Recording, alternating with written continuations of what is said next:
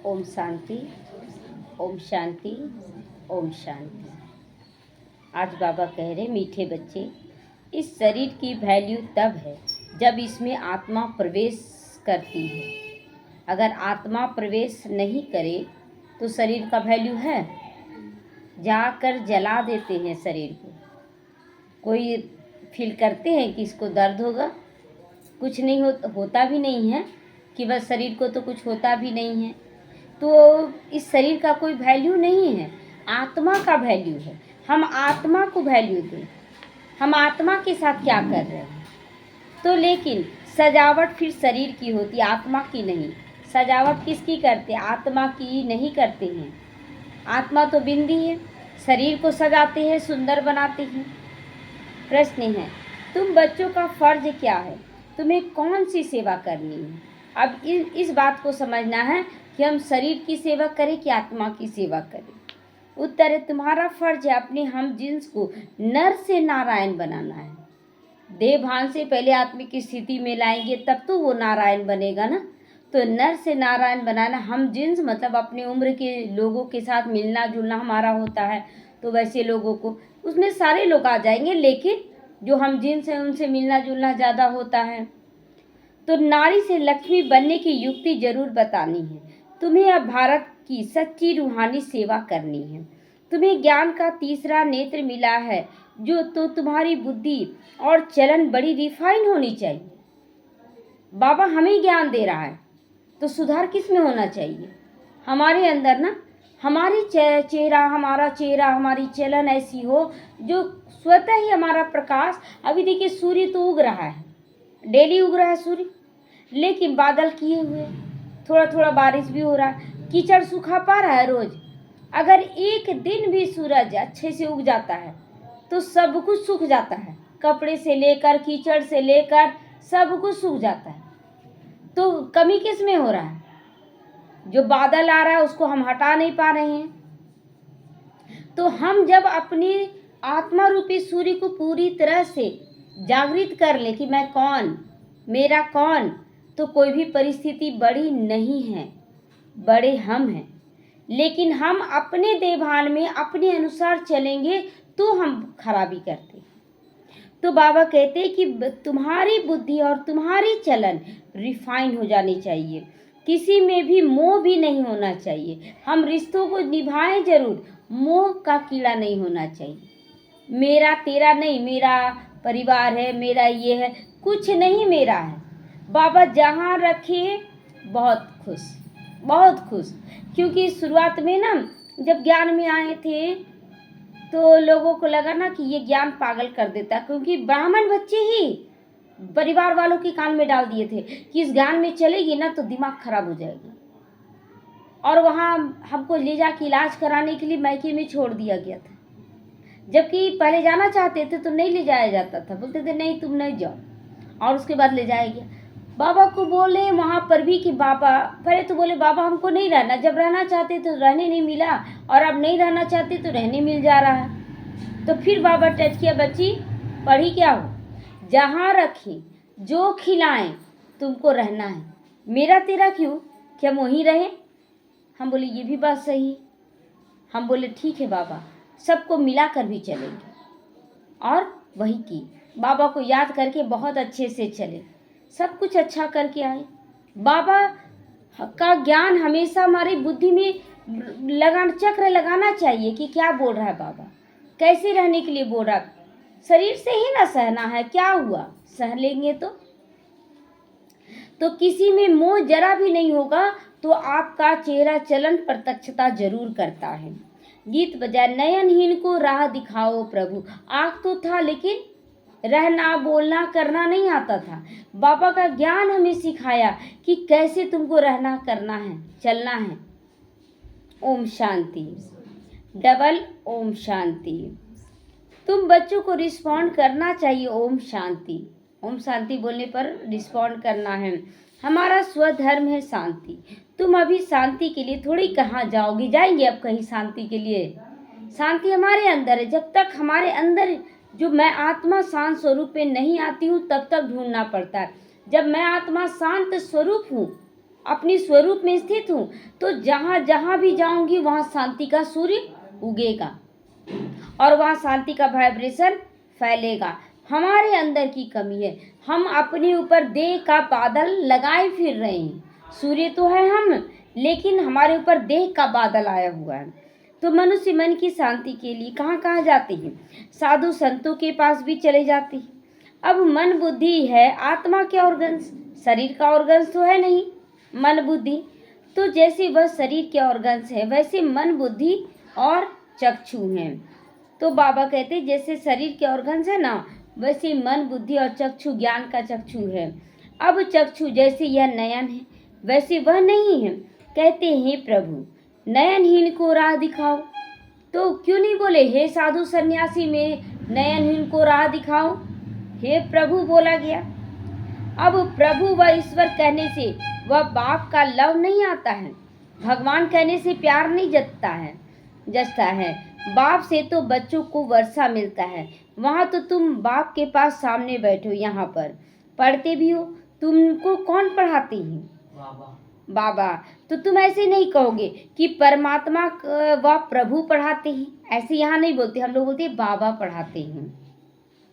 तुम कहोगे शिव बाबा पढ़ाते। अक्षर बाबा, अक्षर तो बिल्कुल सिंपल और बहुत प्यारा लगता है भी बाप दादा।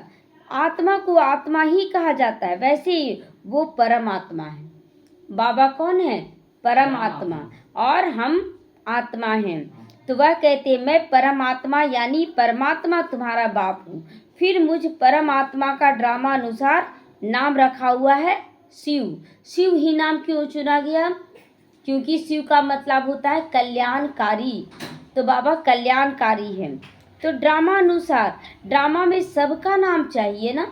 अब बोलेंगे आत्मा आओ, तो आत्मा तो सभी है, कौन आया कौन नहीं आया पता नहीं चलेगा, लेकिन जब नाम लेते हैं तब फिर वो आता है। तो इसीलिए सबका नाम चाहिए। शिव का मंदिर भी है। भक्ति मार्ग वालों ने तो एक के बदले अनेक नाम रख दिए।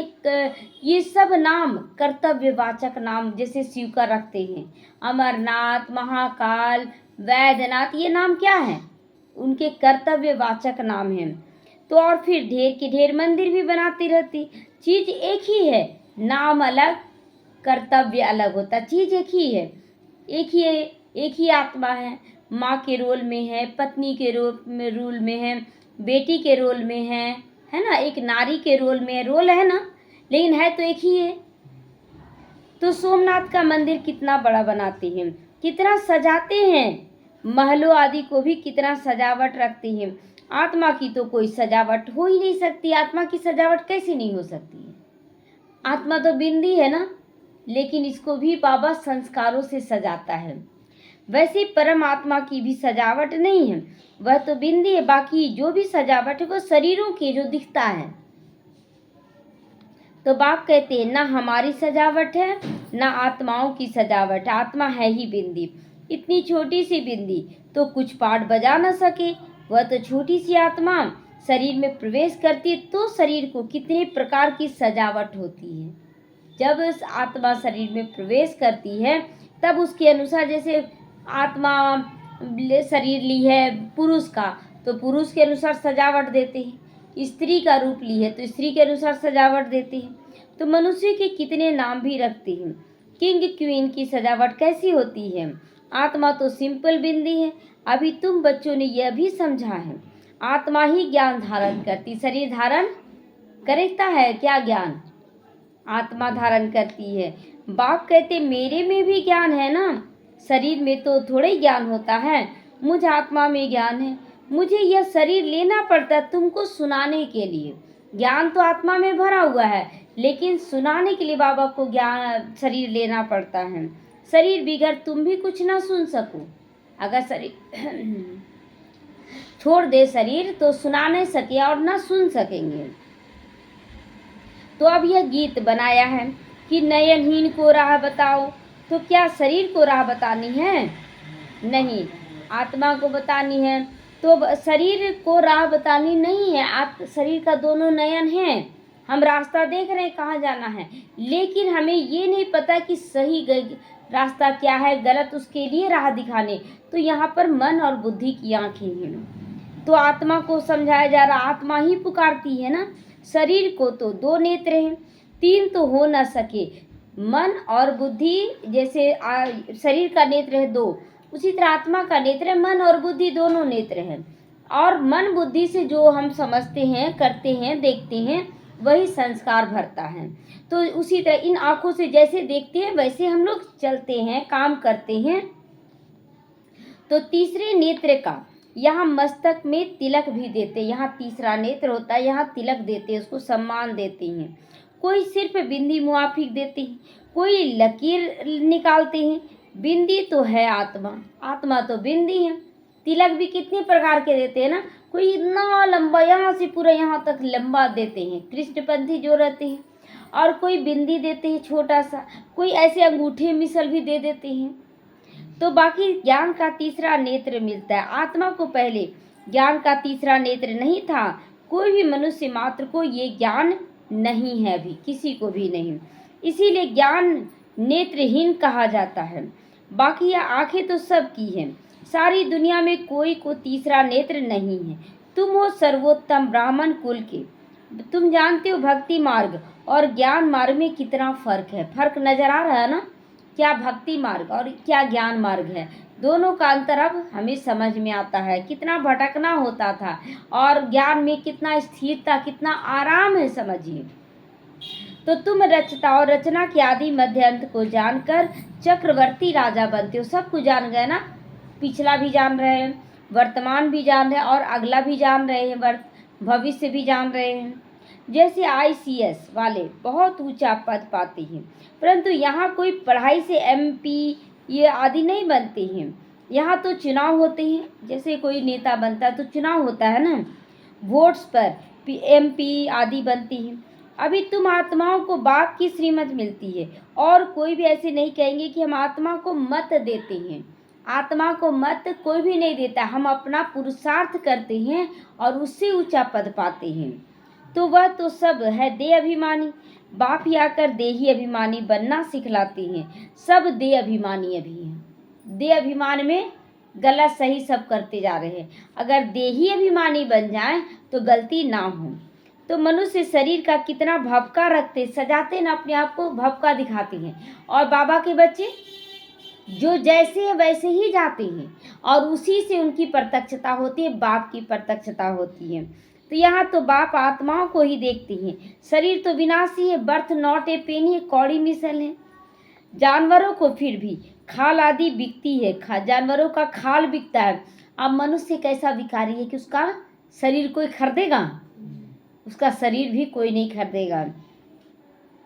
तो मनुष्य का शरीर कोई काम का नहीं, और शरीर को कितना सजाते हैं, कितना खिलाते पिलाते हैं, कुछ भी नहीं जानते हैं। बीमारी जब आता है ना तो सब छूट जाता है, और उसको देखकर दूसरे भी रियलाइज करते हैं कि हम भी खान पान अब सुधारेंगे। सबको बाबा ला रहा है ऐसे घुमा फिरा के, लेकिन बाबा हम लोगों को बहुत अच्छे से ले आया, ये सोचना है, बहुत अच्छे से रख रहा है, और आना तो यही है सबको, जाएंगे कहाँ। तो मनुष्य का शरीर कोई काम का नहीं आता। अब बाप आकर बर्थ पाउंड बना रहे हैं, बहुत सुंदर देवी देवता बना रहे हैं। तुम बच्चे जानती हो अभी हम 100 देवता बन रहे हैं, यह नशा चढ़ा रहना चाहिए, हम देवता बन रहे हैं, अंदर में कोई संशय नहीं होना चाहिए। परंतु वह नशा भी नंबरवार पुरुषार्थ अनुसार ही रहता है, नशा भी वो नहीं रहता है। जो नशा बाबा देखना चाहते हैं वो नशा नहीं है। तो धन का नशा रहता है, हम इतना धनवान हैं, हम इतने सुंदर है, सुंदरता का भी नशा है। लेकिन ज्ञान जो मिला है कि भगवान हमें मिला है, इसका नशा कम हो जाता है। अभी तुम बच्चे बहुत धनवान बनते हो, तुम्हारी बहुत कमाई हो रही है, तुम्हारी महिमा भी अनेक प्रकार की है। तुम फूलों का बगीचा बनाते हो, एक एक कांटे आते जाते हैं, और वो सुनते सुनते ज्ञान को फूल बनते जाते हैं। फूल, बहुत बच्चे बोलते हैं कि बाबा फिर तो गिरना ही है। अगर फूल है तो सुबह से शाम तक में मुरझाता है कि नहीं, मुरझा जाता है। फूलों को कहीं मंदिरों में भी डाला जाता है, मूर्तियों के नीचे चरणों पे डाला जाता है, मस्तक पे भी सजाया जाता है, और मनुष्य, भिखारी मनुष्य भी अपने जूड़े में सजाते, अपनी चोटी में सजाते हैं ना। लेकिन फूल तो ये नहीं बोलता है कि हम यहाँ क्यों सजे, यहाँ हम सजेंगे, अपनी कोई इच्छा नहीं। लेकिन फूल जहाँ भी चढ़ जाए उसकी शोभा बढ़ा देते हैं। हम भी जहाँ कहीं भी रहें वहाँ का रूप रंग चेंज कर दे, ये ताकत होना चाहिए। ये नहीं कि हम मुरझा जाएंगे, हम क्या कर सकते हैं। नेगेटिविटी नहीं होनी चाहिए, केवल पॉजिटिविटी होनी चाहिए। तो तुम क्या बनाते हो? फूलों का बगीचा। फूल जहाँ कहीं भी जाए तो क्या नाम हो, उस बगीचे से आया फूल। बहुत सुंदर फूल है। तो यहाँ का हम लोगों को हर जगह लेकर चलना चाहिए। हमें बहुत सुंदर फूल बनना है। सत्युग को कहा जाता है गार्डन ऑफ फ्लावर्स। इसका सैपलिंग कब लगता है यह किसी को नहीं पता है।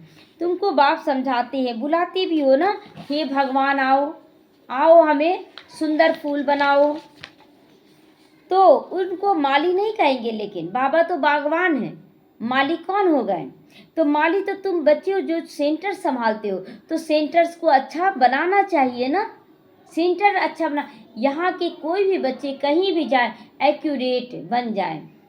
अभी देखिए प्रत्यक्षता होता है कि नहीं, कि बहुत जगह के जैसे सेंटर के बच्चे आए हुए थे ट्रेन में और टिकट उन्हें था, अपने ही ब्राह्मण बच्चों के लिए बोल रहे कि हम उसको नहीं बैठने देंगे।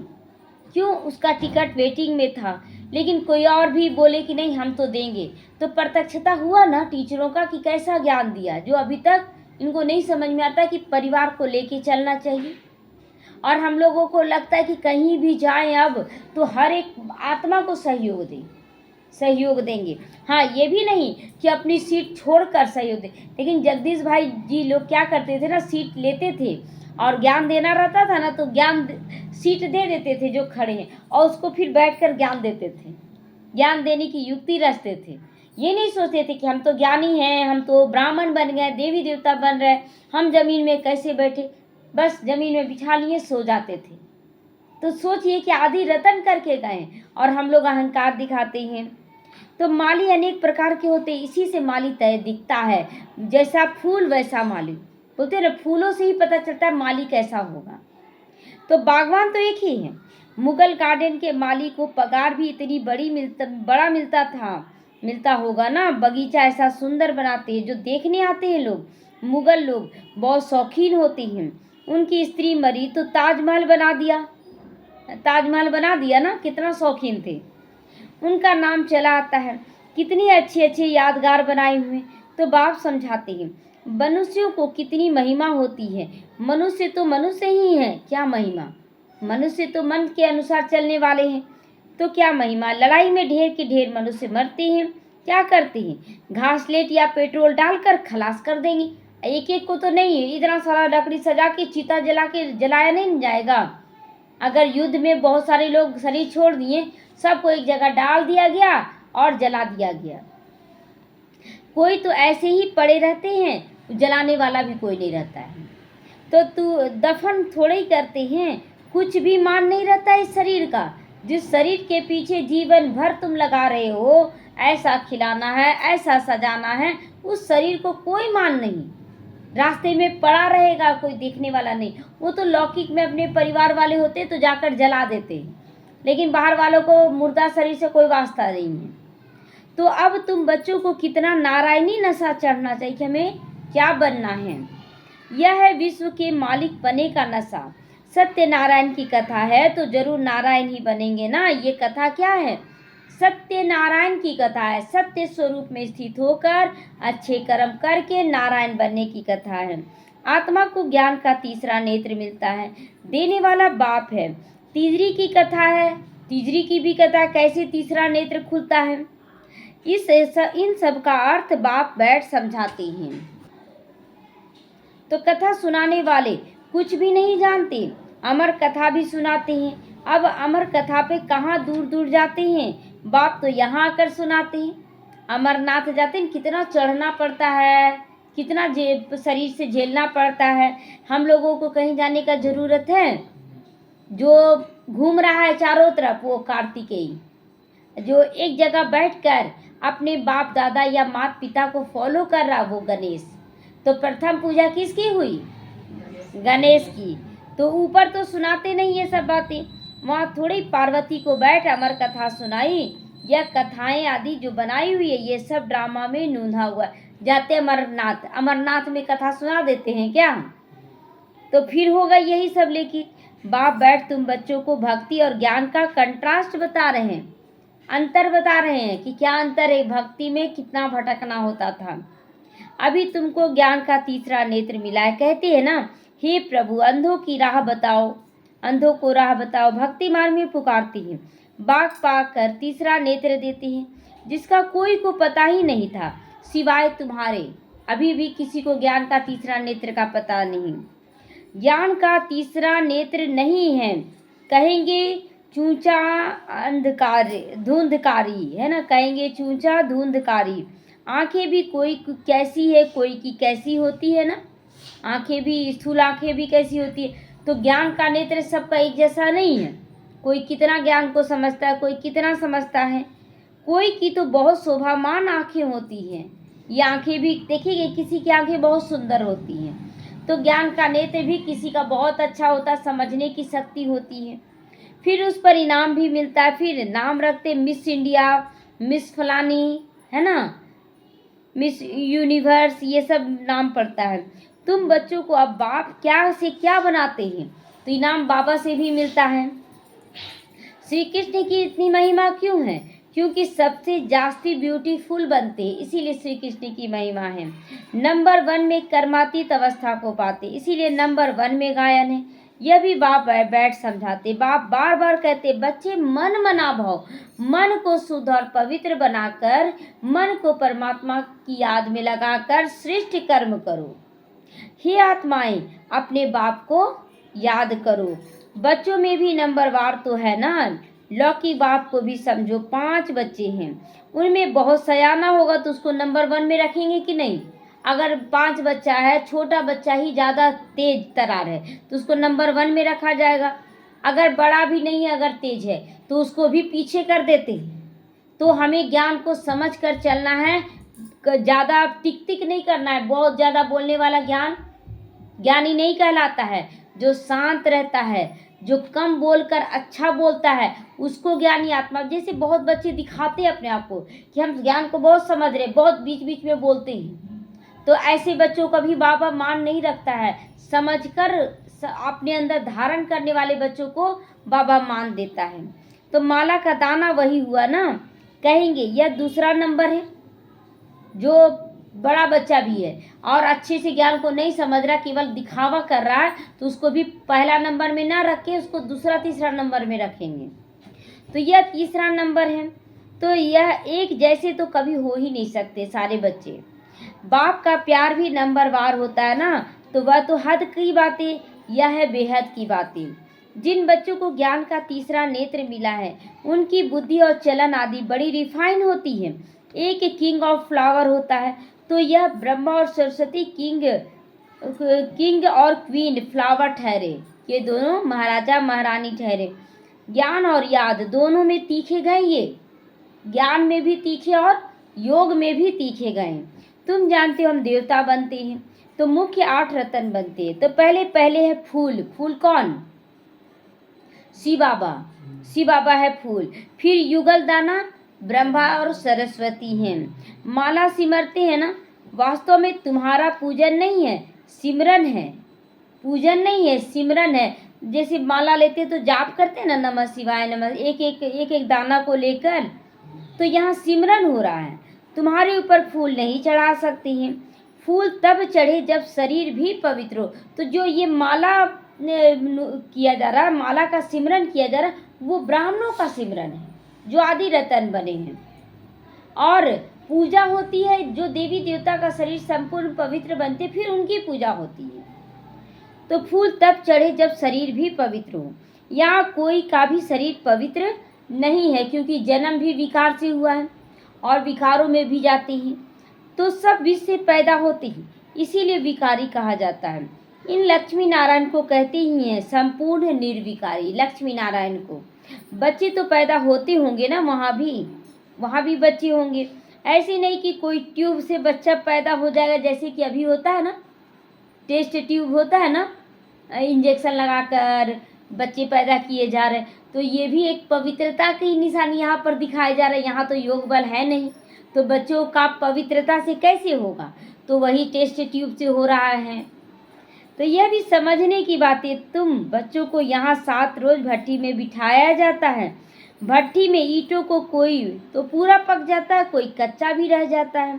भट्टी का मिसाल यहाँ भी देते हैं कि 7 रोज की भट्टी में कोई बहुत अच्छा बन के निकलता है, कोई आध पका निकलता है।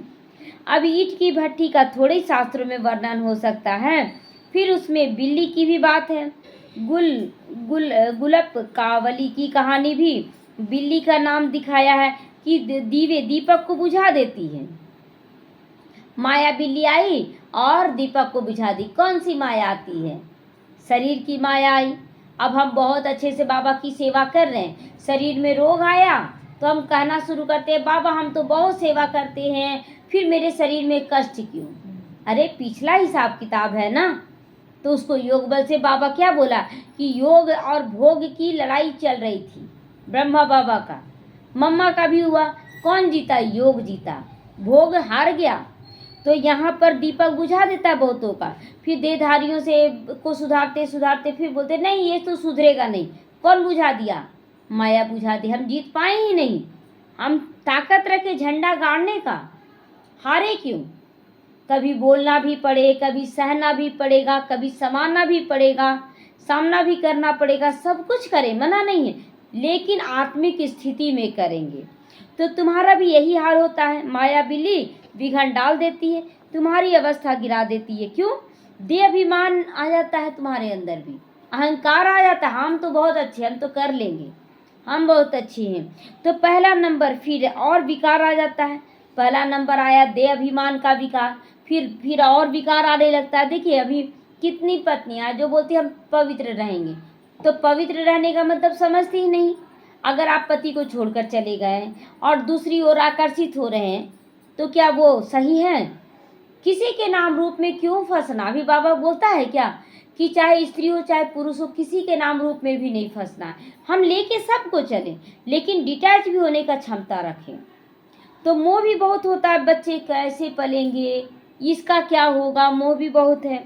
बिल्ली कहे मैं भारत को स्वर्ग बनाने की रूहानी सेवा करूंगी। बच्चे कहें कि मैं भारत को स्वर्ग बनाने की सेवा करूंगी। मोहवश माँ बाप कहते हैं हम अलाउ नहीं करेंगे। माँ बाप कहते हैं कि जैसे बच्चे बोलते हैं ना कि हम तो जा रहे हैं रूहानी सेवा करेंगे, पवित्र रहेंगे, और माँ बाप ज्ञान में हैं, वो भी बोल देते हैं कि नहीं हम अलाउ नहीं देंगे समर्पित होने का। तो देह भी कितना मोह है ना, देह का कितना मोह है। बच्चे दूर हो जाएंगे, क्या करेंगे, आगे क्या होगा, अरे बाबा जाने। अब तो तुम्हें मोह की बिल्ली या बिल्ला नहीं बन जाना है बच्चों के लिए। बाबा क्लियर करा कि अगर बच्चे ज्ञान में अच्छा से चलना चाहते हैं, समर्पित होना चाहते हैं, तो मोह का बिल्ला लाकर अपने अंदर नहीं धारण कर लो। तुम्हारी एम ऑब्जेक्ट ही यह है। बाप पाकर मनुष्य से देवता, नर से नारायण बनाते हैं। तुम्हारा भी फर्ज है अपनी हमजिन्स की सेवा करना, भारत की सेवा करना। तुम जानते हो हम क्या थे, क्या बन गए? हम देवी देवता थे और आज क्या बन गए हैं। अब फिर पुरुषार्थ करो राजाओं का राजा बनने के लिए। तुम जानते हो हम अपना राज्य स्थापन करते हैं। कोई तकलीफ की बात होती है क्या बाबा का बनने में? अगर देही अभिमानी बनने लगेंगे तो कोई तकलीफ नहीं। देह अभिमान आता है तो ही विघन आता है। तो विनाश के लिए ड्रामा में युक्ति रची हुई है। आगे भी मुसलों की लड़ाई लगी थी। जब तुम्हारी पूरी तैयारी हो जाएगी तब तुम फूल बन जाओगे, विनाश होगा सब चीज़, सब कुछ अच्छा हो जाएगा। लेकिन जब तक हम देह अभिमान में हैं विघन चलता रहेगा। कोई किंग ऑफ फ्लावर बनते मतलब कोई महाराजा महारानी बनते, कोई गुलाब बन जाते मतलब कांटों को जीतने वाले साहूकार भी बन जाते हैं, कोई मोतिया भी बनते हैं। हर एक अपने को अच्छी रीति समझ सकते हो कि हम क्या बन रहे हैं। हम आक के हैं व फूल हैं, क्या हैं? आक का फूल तो बना, लेकिन ना उसमें कोई सुंदरता है, ना उसमें कोई सुगंध है। बहुत है जिनको ज्ञान की कुछ धारणा नहीं होती है।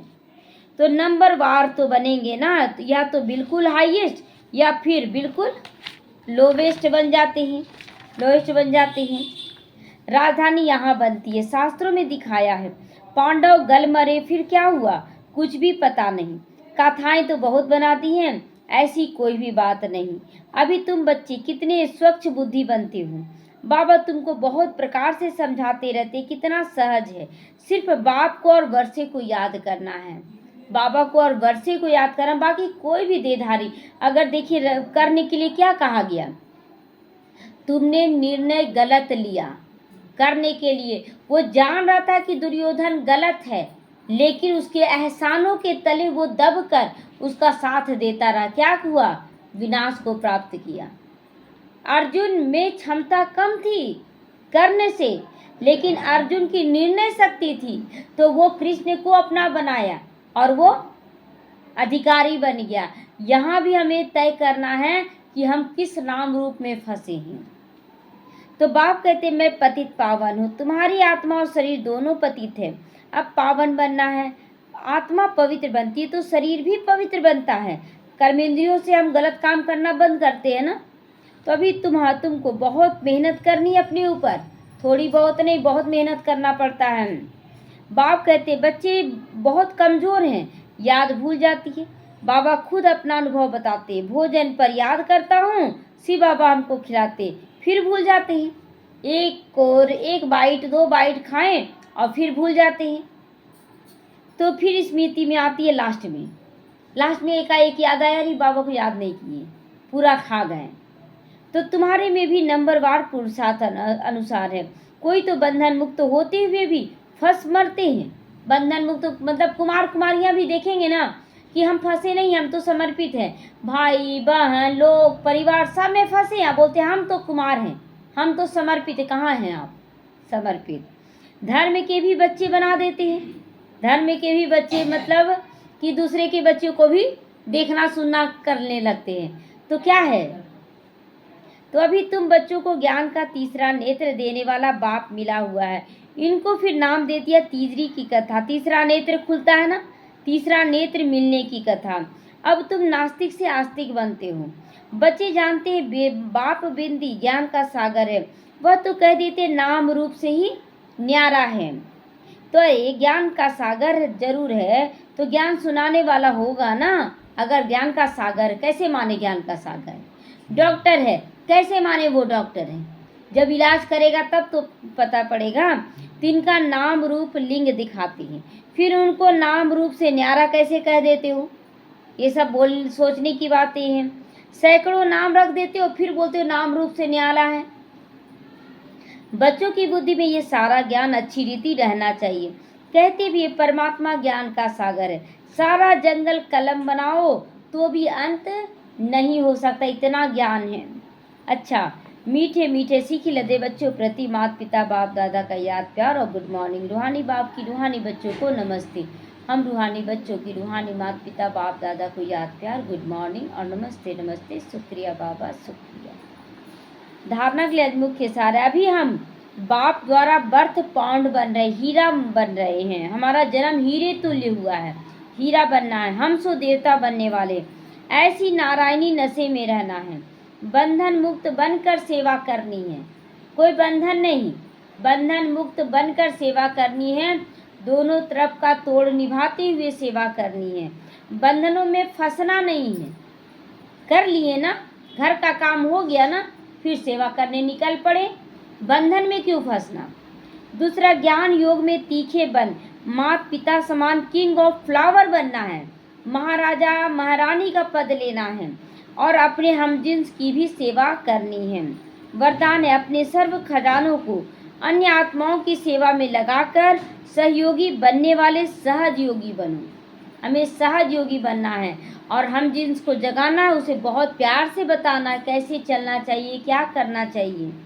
सहज योगी बनने का साधन है सदा अपने को संकल्प द्वारा, वाणी द्वारा और हर कार्य द्वारा विश्व की सभी आत्माओं के प्रति सेवाधारी समझकर सेवा में ही सब कुछ लगा देना, अपना तन मन जीवन सब लगा देना है। जो भी ब्राह्मण जीवन में शक्तियों का, गुणों का, ज्ञान का, श्रेष्ठ कमाई के समय का ज्ञान खजाना बाप द्वारा प्राप्त हुआ है, वह सब सेवा में लगा दो। क्या क्या मिला है? ये तन तो रोगी था, बाबा के पास आए तो शरीर स्वस्थ हो गया। ज्ञान का तीसरा नेत्र नहीं था तो ज्ञान मिला। मन, बुद्धि, संस्कार सब स्वच्छ हुआ। इन सब को अब सेवा में लगाओ, ये तुम्हारा अब नहीं रह गया, तो सहयोगी बन ही जाओगे। लेकिन सहयोगी वही बन सकते जो संपन्न है। कौन देगा साथ?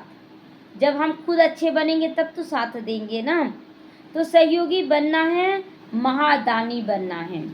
स्लोगन है, बेहद के वैरागी बनो तो आकर्षण के सब संस्कार सहज ही समाप्त हो जाएंगे। पहले बेहद का वैरागी, मेरा कुछ भी नहीं है, सब कुछ बाप का है, सब कुछ बाप का है। अव्यक्ति सारे संकल्पों की शक्ति जमा कर श्रेष्ठ सेवा के निमित्त बनो। जैसे अपने स्थूल कार्य के प्रोग्राम को दिनचर्या प्रमाण सेट करते हो, ऐसे अपनी मनसा समर्थ स्थिति का प्रोग्राम सेट करो तो संकल्प शक्ति जमा होती जाएगी। अपने मन को समर्थ संकल्पों में बिजी रखोगे तो मन को अपसेट होने का समय नहीं मिलेगा। अगर मन बिजी है तो सुनने का समय नहीं। कोई जैसे फ़ोन करता है, उल्टा सुल्टा बोलता है, बोले अभी रखिए, अभी टाइम नहीं है, बाद में बात करेंगे। टाइम नहीं है तो उसको इग्नोर किए। अब टाइम रहा, हम सुनने लगे, क्या बोल रहा है मेरे लिए, क्या बोल रहा है, अपसेट होंगे, क्या क्या बोल दिया। तो हमें बिजी रहना है, मन सदा सेट रहे, अर्थात एकाग्र हो तो स्वतः ही अच्छे वाइब्रेशन फैलते हैं। अगर मन शुद्धता में, पवित्रता में, एकाग्रता में स्थिर हो जाए तो बाबा कहते हैं अच्छे वाइब्रेशन फैलते हैं। सेवा भी अच्छी होती है। केवल ज्ञान के टिक टिक से सेवा नहीं होती है। ज्ञान के साथ योग का बैलेंस होना चाहिए, धारणाओं का बैलेंस होना चाहिए, तब सेवा होती है। ओम शांति।